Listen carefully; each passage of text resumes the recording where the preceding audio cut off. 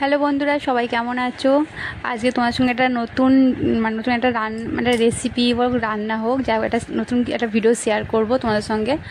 আর এটা খুবই সুবিধে কেন, এটা এই খাবারটা তোমরা একাদশীতেও করে খেতে পারো। এতে একদম পঞ্চশস্য, ময়দা ফয়দা কিচ্ছু নেই, পুরো দুধের তৈরি। তো তোমাদের খুবই সুবিধা হবে। যারা একাদশী করে তারা একাদশীর দিনেও এটা বানিয়ে খেতে পারে। তো এই যে দেখো, প্রথমে আমি এখানে 6 প্যাকেট দুধ নিয়ে নিয়েছিলাম। দুধটা 6 প্যাকেট নিয়েছি, তার কারণ আমি বলছি। এখানে দেখো 3 প্যাকেট দুধ আমি কড়াইতে বসিয়ে দিয়েছি। দুধটা ফুটে উঠতে এখানে আমি কিছুটা লেবুর রস, যেহেতু এটা এটা এক ধরনের মিষ্টি বানাবো, তো সেই জন্য লেবুর রসটা দিয়ে আমি এই দুধের ছানাটা কাটাবো। তো এই যে দেখো, আমি লেবুর রসটা দিয়ে দিলাম। এখন দেখো কি সুন্দর টকবক টকবক করে ফুটছে, ছানাটা কাটছে আস্তে আস্তে। তো আমি একটু ঘুলে দিচ্ছি যাতে একটু ভালো করে লেবুর রসটা সব দিকে মিশে যায় ভালো করে, তাড়াতাড়ি যেন ছানাটা কেটে যায়। তো এই যে দেখো, মোটামুটি ছানা কেটে গেছে। এবার এটাকে আমি ছেঁকে নেবো। দেখতেই পাচ্ছ, জল আলাদা, ছানা আলাদা হয়ে গেছে। তো চলো, আমার ছানা তো রেডি। এবারে ছানার যে জলটা আছে, জলটা ছেঁকে নিতে হবে।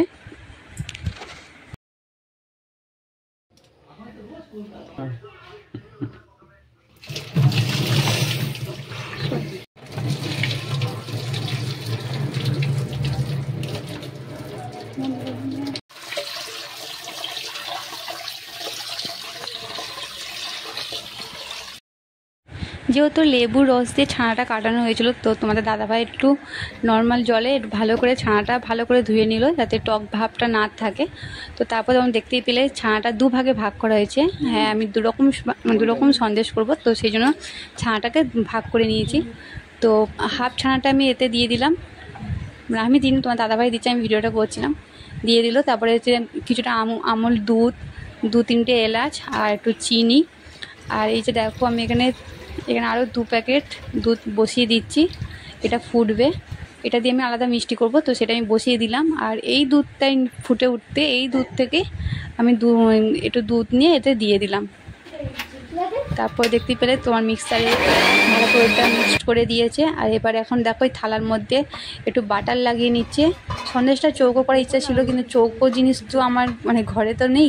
এই থালাটা ছিল স্টিলের, তো এই থালাটার মধ্যে ভালো করে বাটার লাগিয়ে, আর এখন দেখো ওই মিক্সড ওইটা থালার মধ্যে ঢেলে দিল।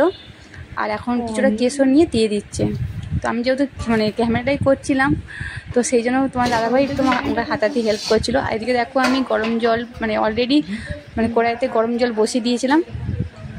এবারে আমি এতে ভাপাবো।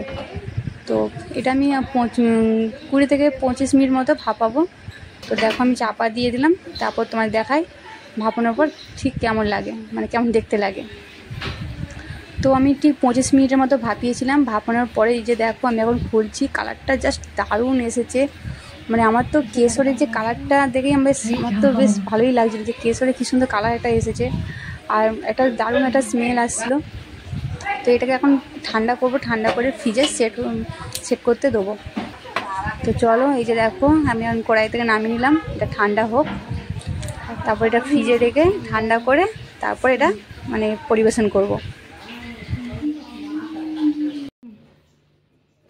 তো এই যে দেখো বন্ধুরা, আমি এই ফ্রিজে রেখেছিলাম প্রায়, আমি 1 দিন পরেই বার করলাম। তো এটা পরের দিনকে আমি সন্দেশটা ফ্রিজে রেখেছিলাম, পরের দিনকে বার করলাম।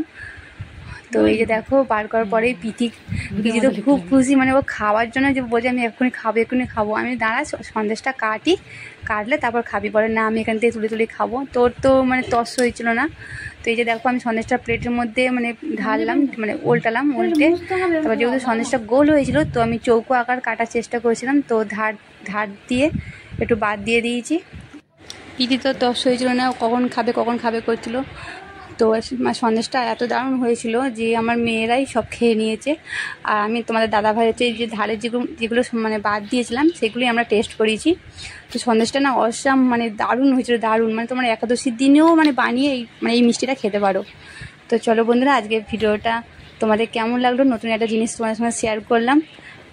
তোমাদের কেমন লাগলো অবশ্যই তোমাদের জানিও। আমি তোমাদের সঙ্গে এই ভিডিওটা শেয়ার করতে পেরে আমারও খুব ভালো লাগছে, যেহেতু একাদশীর দিন সেরকম কিছু খাবার থাকে না, বাচ্চারা কী খাবে সেটা নিয়ে একটা ভাবনা চিন্তা থাকে। তো এটা ওদেরকে বানিয়ে দিলে ওরা খুব মানে আনন্দ করে খাবে। তো তোমরা অবশ্যই মানে এটা বাড়িতে অবশ্যই ট্রাই করো, এবং কেমন হয়েছে অবশ্যই কিন্তু আমাকে কমেন্টে জানিও। তো চলো বন্ধুরা, দেখা হচ্ছে খুব শীঘ্রই নতুন একটা ব্লগের সাথে। হবে ভালো থেকো, টাটা।